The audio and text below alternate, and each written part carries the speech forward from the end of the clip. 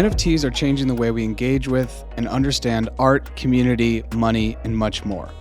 On episode 57, we broke down what NFTs are and further discussed their social utility with Brendan Gillen. On this episode, we're going to look at the parallels between early online video gaming culture and the current NFT boom, and how they're both using the technology of the day to build global reaching online or digitally based communities. Today's guest is Crypto Bushi, or CB as some call him.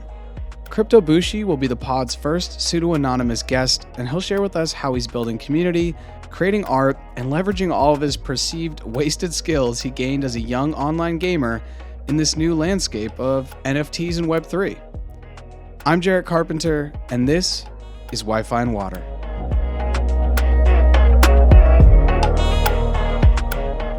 Crypto Bushi, welcome to Wi-Fi and Water. How you doing?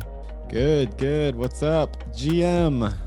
GM, everybody. Exactly.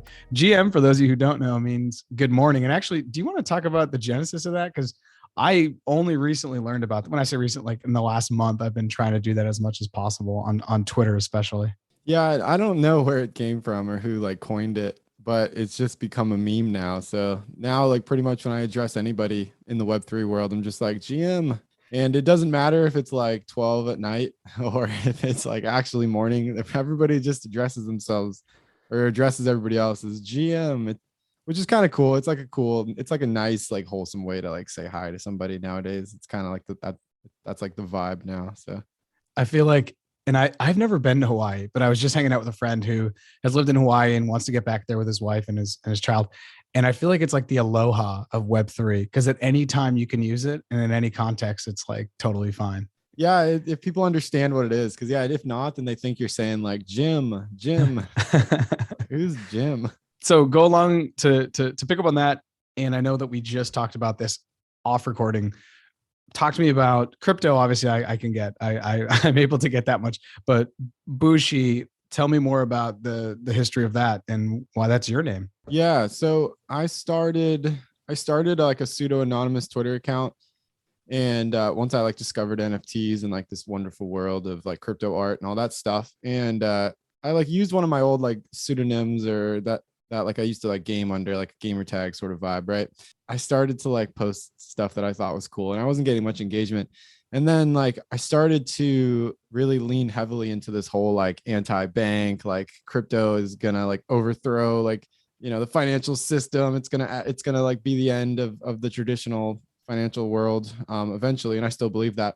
And so I thought, oh, well, maybe I should like lean in even heavier on this. Like maybe I should create like a persona that like really like encompasses like my art and kind of my whole attitude. And so I just created this new Twitter account one day, and I used to be really into jiu-jitsu, Brazilian jiu-jitsu, and I need to get back into that, by the way. The best physical activity ever. So fun. But either way, Brazilian jiu-jitsu has a lot of like heritage that comes from Japan. And so I was big into like learning like the Japanese culture and stuff like that in regards to jiu-jitsu. And one word that struck out to me kind of early on was this word Bushi. And Bushi like loosely translates to like samurai or warrior in Japanese. And so when I was making my profile to wage war against the financial system of the world, I was like, okay, I have to be the crypto samurai or the crypto warrior. But the crypto samurai was already taken on Twitter. So I'm like, okay, well, I'm going to be Crypto Bushi. And it's cool, but the problem is nobody knows what it means, and half people call me Crypto Bushi, and I'm like, oh my god, I'm like, not Bushy. So that's where it came from. So it's been a cool name, but now most people just call me CB because they're too lazy to say crypto. So yeah, I'm one of those people that read it phonetically in English and not thinking that it was beyond English, potentially with a different pronunciation. So I'm definitely one of the people that fall into that. You had mentioned gaming, and I think gaming, I know that I really want to talk to you about this, especially because I will be honest, I'm fairly gaming agnostic. Growing up as a kid, my parents just didn't let me have games. So when Crash Bandicoot came out on PS2 or GoldenEye came out on N64, I remember going to my friends' houses into their basements to play that because it was like an illicit activity that I couldn't really do at my own home. And so fast forward to today, and I'm on LinkedIn, and there was a thread talking about, what's going to happen with NFTs and gaming and ownership. And it's a really great thread. And I was reading through the comments, and there's a guy there who, I'm not going to say his name, I don't really remember his name, but he says, under his name, let's say it's Joe Schmo. It said something like gaming developer. And then he just said NFTs are a scam. And they are, quote, a scam and a theft. Well, I can't see your shirt now. I can see it says NFTs are a scam. Exactly that whole thing. And so I thought it was something kind of funny like your shirt. And I just said, yeah, man, they're a total scam. None of them are worth anything. And then he kind of came back, and we've gone back and forth now. I'm just trying to lead with questions now that I realize it wasn't sarcastic. So to him and to anyone getting into NFTs, especially via gaming, what's the conversation there that you would have about where the value lies? I think anytime there's new innovation in the world, there's always a lot of pushback. And like, we've already seen this happen. Like, it just repeats itself all the time, and people are just like ignorant to it for some reason. But like, and maybe that's just because people just are too like zoomed in to the now, and they don't ever like zoom out and look at like how life was before. It's just kind of silly. But, first of all, I would say that like NFTs and crypto falls into that category of like massively disrupting technology, right? And so whenever there's a massive disruption coming, you have a lot of people that fight against it, and it's kind of funny to see some of the people who are like leading the charge against it, like creators themselves. It's just kind of silly, like a game developer not wanting to get into crypto. But, one thing I'll say is that like, yes, NFTs and everything like that is not perfect yet, but neither was the internet when it was invented. Neither was electricity or central gas or central heating and stuff like that in people's houses. Like stuff that we take for granted now, like refrigerators, dishwashers, stuff like that. Like all that stuff used to actually like kill people because it wasn't refined yet. And so you had a bunch of people pushing back during the Victorian era on electricity, calling it dangerous, and it's going to be like it's going to be bad for the society. And now look at us, we all live with electricity. And so I think the same thing's happening again. I think people are going to push back, but in the end of the day, I think it's one of those technologies that is just going to like cement itself in time. So that would be like my first argument to people like that. Second, to do with games, gaming is interesting because I grew up like the opposite of you. I grew up pretty much living my life on games, and it was kind of a product of like I was a single child, I guess. I mean, I have like stepbrothers and stuff, but they were all so much older than me. So I was like, they were already like graduated college and stuff back when I was in like middle school. And so I was basically a single child, and I came from like a divorced household. And so like I lived with my mom, and my mom was going through her own stuff. And so I would come home from school, and like I would basically like entertain myself. I would play games. I played like a lot of RuneScape, a lot of World of Warcraft, stuff like that. And so I literally like grew up on these platforms. And I had a lot of friends like you who would come over to my house, and that was like their like time to escape and like play like Nintendo 64 and stuff like that. And that was always a lot of fun. But the one thing that I'm noticing a lot right now is I'm seeing like a lot of massive correlations between the early communities that spawned from gaming and the early communities that are spawning from NFTs. I think it's like literally like almost like an exact replica. It's really interesting. And what I mean by that is like, I was playing these games, like I was playing Counter-Strike 1.6 and Counter-Strike Source, like both, Counter-Strike Global Operations is probably one of the world's most popular games right now. And I'd been playing that probably, 12 years ago, back when in the early days, very small community was playing. And I was kind of a part of this whole like this whole revolution of gamers streaming their gameplay live on like Twitch. And back in the day, that was called Justin TV. It wasn't even called Twitch. And I remember like it was funny because I would spend like so much time watching these like professional, like I'll put it in air quotes, like professional gaming events, and they were like so low quality, and like there were all these like clans like gaming, and I used to watch them religiously like people watch sports. And I didn't really know at the time like how big it was going to get, but because I used to talk to my dad about it and stuff, and my dad was obviously like I used to tell him like, oh, I want to be a professional video gamer and stuff. And this was back in like the 90s and when it was unheard of, right? And so, of course my dad was like, oh no, that's stupid, you can't do that for a living, like yada yada yada. Well, fast forward to now, like look at like this massive like thing that has happened. I mean, you have like tons of professional video gamers that are either professional through winning tournaments and winning money, or they're like streamers, or they're like YouTube personalities. I mean, this whole like digital revolution spawned, and I got to be a part of that and like watch it happen. And I think it's happening again right now with NFTs. I really do. It just, there's so many different correlations. And I'm probably getting a little off topic from your original question, but that like, I just keep making this like, I don't know. I just keep thinking back to like the original days of like when I was in like World of Warcraft guilds, and we would like organize these like 60-man raids on like Discord, and or early days, even before Discord, we used to use like TeamSpeak and Ventrilo. And these like guilds would act like modern day DAOs, like today, like what we see today. They were basically like professional organizations, like very professional. Like these people this was like their life. Like they would go to work, they'd come home, and they'd play World of Warcraft all night. Like that was their life outside of work. And maybe in most cases they were probably better at World of Warcraft than they were in real life. Like they were more successful in this video game world than they actually were in their actual life. And so it was like an escape for them.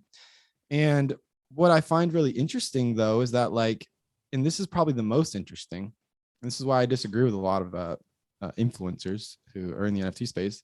These people were living their life on these video games with no potential for monetary gain. Like they were literally there because they chose to be there, because it made them happy. They're passionate. Like they were developing friendships. They were, some of them were even meeting their future wives. I actually know people who met on World of Warcraft and got married. And so those people, they formed these communities that were like so tight knit, like such a strong bond. And it was such a major part of their life. And again, they made no money from it. Like these people still had to work normal jobs.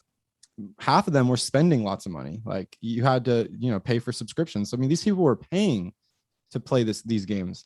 And I mean, that same story has been replicated a million times. We've seen it like on MMORPGs. We've seen it on Final Fantasy. We've seen it on RuneScape. We've seen it on World of Warcraft, Counter-Strike, Call of Duty, et cetera, et cetera.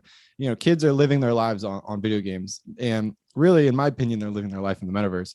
And so what's interesting now is we're creating these communities where they're very much like the early days of like guilds on World of Warcraft and stuff like that, but they're DAOs now. And these people operate and communicate just like they did in their old, ways playing video games, except now these people can actually make money.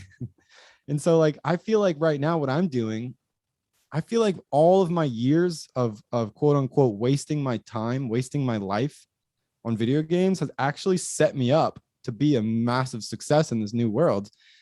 Because for some people, it's weird for them to like make new friends and communicate online and stuff like that, like people they don't know. For me, it's not, because I've been doing it my whole life. And so now it's basically like when I log on to like the computer, when I get on Twitter or I get on Discord to like go interact with people in the different DAOs I'm a part of, or, like basically go to work, it doesn't feel like work. It feels like I'm playing a video game. Which is weird. And what's even funnier is it's almost like your bank account or your wallet is like your score. Like it's literally a game. Like we are part of a game right now. And all the people that are in the game are, you have some people that have higher scores than others. And usually that's a product of them being in the game longer and getting more experience in the game. And so it's really interesting. Like this whole revolution that we've seen like over the past year, I've completely changed like my outlook on money. I've changed my outlook on happiness, on work. I mean, I've redefined everything. And it's really all because of NFTs. And that's why I love wearing the shirt. The shirt says NFTs are a scam. And people always ask me, like, I'm at a shared office right now. And every time I walk by people, I can like sense their eyes like staring at my shirt. People are like, oh, why do you think they're a scam? It's like, they're not a scam. It's a reverse psychology. It's just like fun to troll people. But that's where I find the most interest in this space right now, is this correlation between like the very successful communities I've spawned off of video games and are now happening in crypto. So you spoke a little bit about how this new space, Web3, the metaverse, NFTs, just how it's all kind of coming together really quite quickly. I feel, I don't know, every single day I get online and I learn something new for sure. If I sit on Twitter for 5 minutes, I learn something new, which is really exciting from someone who likes to be a student. I think I really gain a lot more value from that than being like a quote teacher, if you will. And you said that it has helped you redefine work in the sense that now it's just kind of like a game. And you also said it's helped you redefine happiness and money. Can you speak more about that? I'm very interested to hear what you got to say on those because I feel the same way. Yeah. I mean, I think where I redefined money is, so I came from like a like small business acquisition background where I helped investors buy and sell small businesses, like family owned stuff. And I worked in like a very small geographic area. And so I was like only exposed to like what was going on in that market. Right. And so like what I would quote unquote think is like a large deal, you know, might actually be large, or might actually be like microscopic in comparison to like maybe other geographic sectors and stuff that I didn't know about. Right. And so like before I got into crypto, obviously I had a definition in my head of like what rich is, or like what, you know, real money is. But once I got into crypto and I really started to realize like, holy shit, like there's a lot of people out there with a lot of money, like a lot of money. And what's cool about crypto is it's public. I mean, literally, like I can go snoop into people's wallets if I want. If I'm interested to see who's buying up all of like the Habo NFTs that I like, I can go snoop in their wallet. And like I'm surprised sometimes. Like sometimes I run into wallets that have like $15 million sitting in it. And I mean, again, let's put it in perspective. Like no rich person is going to put 90% of their net worth into crypto. So I mean, let's just be conservative and say maybe they're batshit crazy and they put 10% of their wealth into crypto. I mean, if they got 15 mil sitting in a wallet, I mean, how much real money do they have? And that's just liquid assets. What about illiquid assets that, you know, potentially could yield even way more? I mean, and once I started to really like see like, oh my God, there's so many people out there with so much money, and they're transacting it like a lot too. Like in crypto, like, people are like surprised by these NFT sales at like 30 grand or 20 grand. And like, yeah, that's a lot of money, but there's a lot of millionaires out there. Like there's a lot of millionaires and they're playing in this space right now. And that's where I go back to the video game analogy. Like if you are in NFTs right now, and if this is a game, you are a player in like a game that some of the world's richest people are also playing. And so you have a chance to potentially beat out one of those rich people. And it's a zero sum game here. So if you know, if you win big, then like it's a transfer of wealth, and it's happening. And it's, so that's really where it changed my perception on the value of money. Like I've started to realize that like, okay, what I think is a lot of money in reality is not a lot of money. And also I've started to realize that, you know what, like it's not impossible to become rich very quickly. And I want to say like, you know, doing it in the right way, obviously. But like in this space in crypto, if you make the right decisions and you make the right decisions over and over again, you can go from pretty like basic level income to like monumental in terms of the rest of the world pretty quickly. And I mean, show me any other business in the world that you can do that. I don't think it exists. You know, this is the most interesting asset class that I've ever seen. And I was heavy into real estate. I was heavy into like business brokerage and that type of stuff. And those people over there think they're killing it with their returns, but it's not, it's got like nothing on these returns. So that's really why I said it redefined the way I look at money. And then work, it redefined the way I looked at work, because I don't know, I've always worked for myself, and I guess I always kind of had in the back of my mind that like, oh, I guess I need to like do like what, I guess I need to like follow society's path of like what that looks like. And even then I was kind of weird because I was like selling businesses, which is like a really, really odd way to make money. But it was still like, you know, somewhat of a normal thing in relation to like what I do now. But like what I've realized is like I can actually like sit around, make cool art, make stuff that I like, make memes, and make money and survive and like feed my family and make good money too. And it's like I think that that's so powerful. And so I've always worked with entrepreneurs, and I've always really felt like, you know, we live in one of the most exciting times in history, especially if you live in the United States. Like if you live in the United States, it doesn't matter if you're rich or poor, you can literally do whatever you want. It really is just a matter of like figuring out how to make it work. And I think crypto kind of just propels that even more, in my opinion, because it's like I said, like instead of like coming up with a business idea that's like web 2 and having to go seek seed rounds and all that stuff, and you're pre-revenue for a long time, in crypto, if you have a good enough idea, you can go from like idea to really profitable really fast, like Uniswap. I mean, Uniswap, Hayden Adams didn't even know how to code. He taught himself how to code after he quit his job or got laid off or something like that. And then he ends up building like the world's biggest decentralized banking system. And their treasury has like billions of dollars in it. I think like hundreds of billions. I didn't know that story, and you just set me up for a long rabbit hole on YouTube and probably Substack for the afternoon.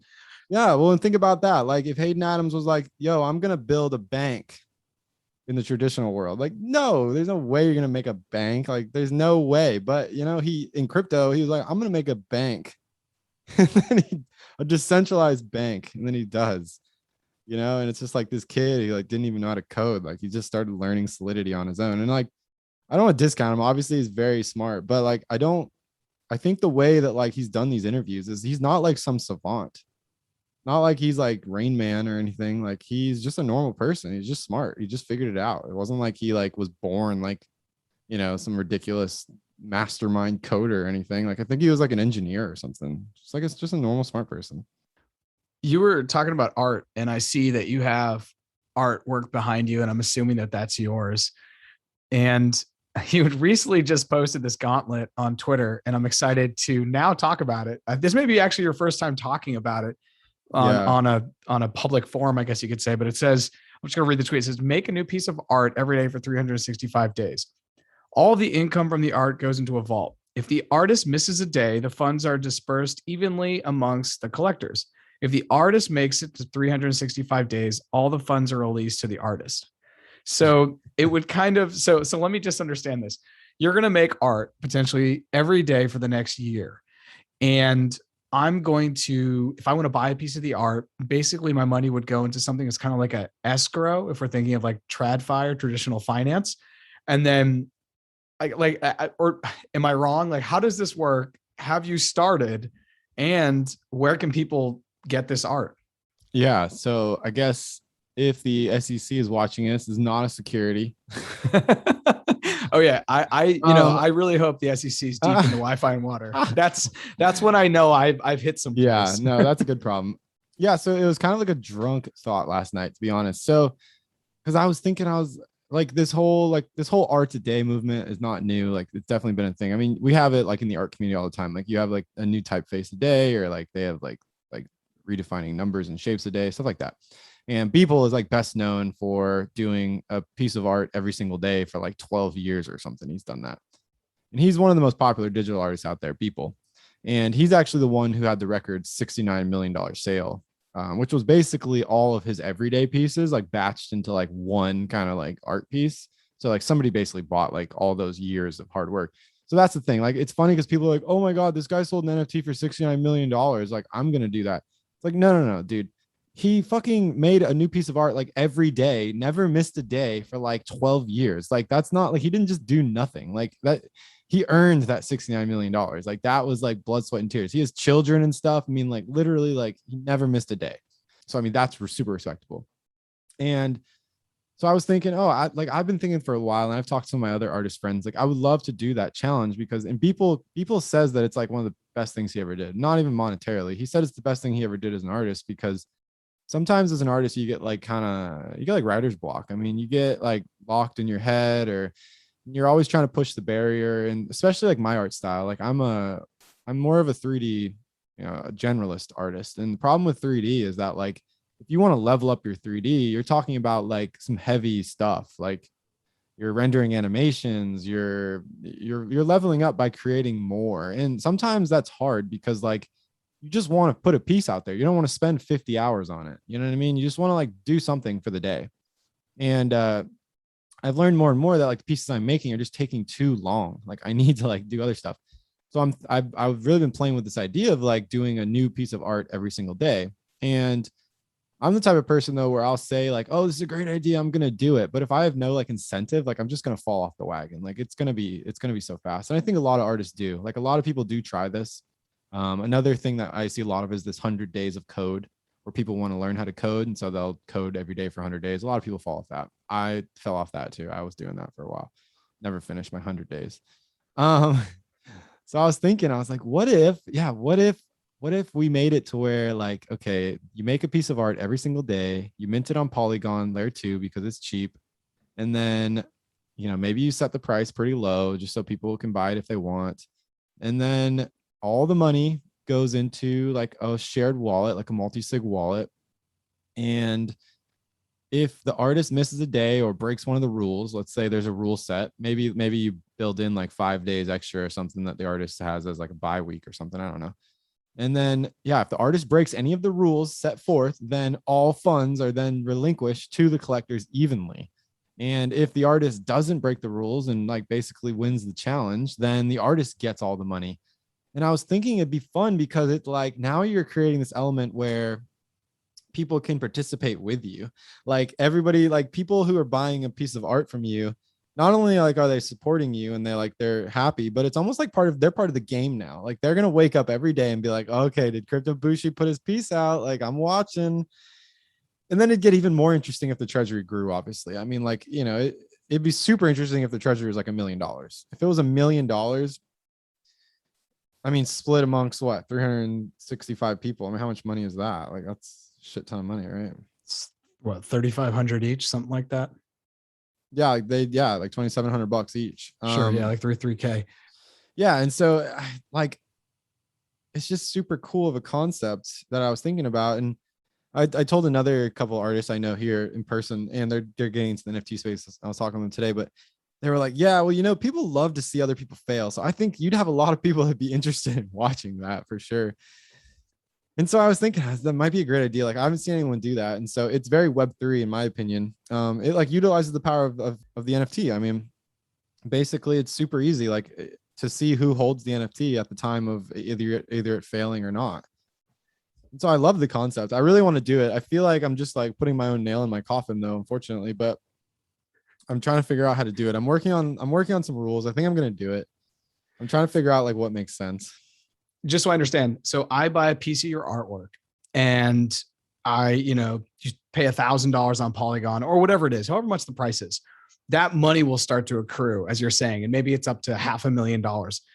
In the event that you finish, you would get all the money. You finish 365 pieces of art, you get the money. In the event that you don't, stay 364 and you go out real late and you get drunk and you forget and a whole day goes by and you don't do it, then I would not only keep the art, but I would get a chunk of the treasury, which could actually be more money than I had originally invested, depending upon the market and other things being equal. Is that accurate?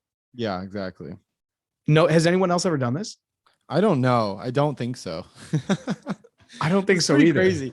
And I was thinking about it too. Like I was thinking maybe what I could do is I could set up a multi-sig wallet, and I'll set it up as a 3-4, which basically would mean that there's four signers on the wallet, but only 3 people need to agree to push a transaction. And so what I was thinking about doing is I could basically find 3 of my like most trusted friends and who are really unrelated to each other. They don't really know each other very well. They only know through me. And so what I would do basically is tell them like, look, if I do fail following these rules, then you have permission to disperse funds. And so even I can't stop it. It'd basically be a situation where like, if they see it, then they're like, hey dude, sorry, but like, yeah, you broke the rule. And then I can't even, it's trustless at that point. Like they don't have to trust, nobody has to trust me. They just have to trust that my 3 confidants would do the right thing. Well, I'm in. Whenever you start, I will definitely buy one of the pieces of art. Well, I think I'm going to do like the first 20 for like free. So I think what I'm going to do is I think I'm going to put out the first 20 for free on Polygon, just get it going, and then go from there, and then just start putting out stuff for money and see what happens. And would all these pieces of art follow a consistent kind of look and feel? Or do you think that's going to be like day 183 and you're just going to go out and take a picture of you, like a selfie, and being like, guys, this is art? Or it's just you and your NFTs are a scam in the middle of a parking lot? Like, have you thought about it? Yeah. So I was thinking like a very easy rule would be like no photography. Cause I do like photography, but that's like an easy one to like keep out any of that crap. Right. So I'll say no photography. It has to be original, and it has to be one of one. And so, and by original, I mean, it has to be by the artist, right? So it has to be by me. And if it's not photography, then that leaves open a bunch of mediums. But then I would say like mixed mediums are allowed. And so what I mean by that is like, if I want to like paint something or if I want to like paint something, take a picture of the painting, bring it into Photoshop and like throw other elements on top of it, I can do that. Really, I think the rules have to be low enough to where I can like make a piece within less than an hour a day. Cause I can't like, I can't make a masterpiece 360 days a year, but it has to be enough to where, yeah, like it's not like an obvious cop out. Right. And so like one thing that I really enjoy right now, or I haven't been doing it, but I used to really enjoy is making art on my VR headset. And so they have 3D software on VR headsets on the Oculus where you can like make stuff in the 3D space. And it's so fun. I mean, you're now like using your body parts, like your arms and your movement of your body to like create different things. And it's really cool to do that. And sometimes though, it looks very basic. Like when you're done, like it looks very basic. And so the piece I'm going to release today is like, it's a very basic piece. Like it looks basic. It looks simple, but like at its core though, it's like, it's made in a VR headset and it's made from like movement and stuff like that. So it's actually more complex than people would think. And so I want to like explore, I want to jump outside of my comfort zone. I really don't want to focus on like 3D modeling or anything like that, because that takes too long. No animation. I'm really thinking about building out of my VR headset, like paint, Photoshop, stuff like that. Just having fun, like making it easy. Like, yeah, none of the stuff you guys are going to see are going to be masterpieces. But I mean, sometimes the stuff that's the most simple is sometimes the most desired. So you never know. But I'm not going to like push myself to be like, oh yeah, this is like my best work ever. Like every day, I just can't do that. So I'm going to set the bar low. So today I'm going to post the first piece and I think I'm just going to name it 0. But yeah, it's basic. I mean, it's nothing groundbreaking. But again, if you can, I challenge other people. Like if you want to show me like, what basic doesn't look like, well, then let's do it with me and do the same model and do it for 365 days and let's see it. So if somebody listening wants to see 0 and then eventually 1, 2, 3, all the way up ideally to 364, 365, where can they go and where can people follow you? Is Twitter? I didn't look and see if you're on Instagram, but where are the places where people can follow you if they want to get in touch and check out your art? Yeah, Twitter for sure. I'm sure you'll put a link there, but it's at the Crypto Bushi on Twitter. And then Instagram too. I don't really use Instagram. Instagram's kind of web too, but I'll probably post the one of days on Instagram, try to like grow a following over there. But yeah, Twitter's the best place. And then I'll post links up there and I'm going to see. I mean, I'm already kind of off the wagon, which is scary because I said I was going to mint it this morning, but I've been so busy that I haven't had a chance. So now it's like 3:00 and I still haven't done but I have till 12:15 or 11:59. So technically I'm okay. Technically, you're still good. These are the type of things in Web3 that I'm really excited about. And I have a friend who is part of Psychedelics Anonymous, and he has 4 whole sets. And we were talking last night, and he may want to sell one of his sets. But I said, hey, instead of selling one of your sets, what if you created 10 or 20 NFTs so people could have fractional ownership of that one Psychedelic Anonymous sets? Because getting one whole set now is almost $25,000 or something like that, which can be a lot for people who are just coming in. But if someone came in, maybe $2,500 or a tenth of 25,000 might be more kind of approachable and somebody could wrap their mind around that. But like you said, we saw a CryptoPunk sell for $24 million the other day. And so it's just kind of like it is redefining money in the NFT space. Yeah, it is. I think there's millions of millionaires out there, everybody. So we're not talking about like when they say 1%er, I mean, 1% of the world's population is like a shit ton. It's a shit ton of people. And there's probably hundreds of thousands of billionaires. So and that's why I've always laughed. It's like people think that CryptoPunks won't go up and like Bored Apes and stuff. It's like, well, there's only 10,000 CryptoPunks. And so if every billionaire in the world says that in order to be a real billionaire, you got to own a CryptoPunk, well, there's not enough of them to go around. So it kind of becomes a real big shooting match at that point. Exactly. Well, thanks for hopping on. And I'm looking forward to seeing how the whole journey goes. Yes. Thank you. It's been a lot of fun. I'll be interested to listen back to this. And hopefully in the next 12 months, I will be listening back to this and cashing out my vault. Exactly. This is day 0. Maybe I'll call the name like day 0 with Crypto Bushi. Yeah. Well, now I'm have to do it because I'm telling everybody about it. Like it was just a drunk thought, but I'm like, oh. All right, man. Thanks. Thank you.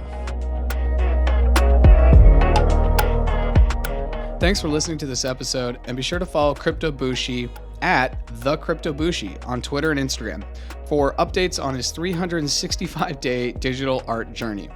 As always, be sure to follow us on Instagram, Twitter, and LinkedIn. And wherever you're listening to the pod, be sure to subscribe and leave a review. Finally, if you got value from this episode, please send the link to a friend who you think would also benefit and/or find this content interesting. Thanks again, and I'll see you next time.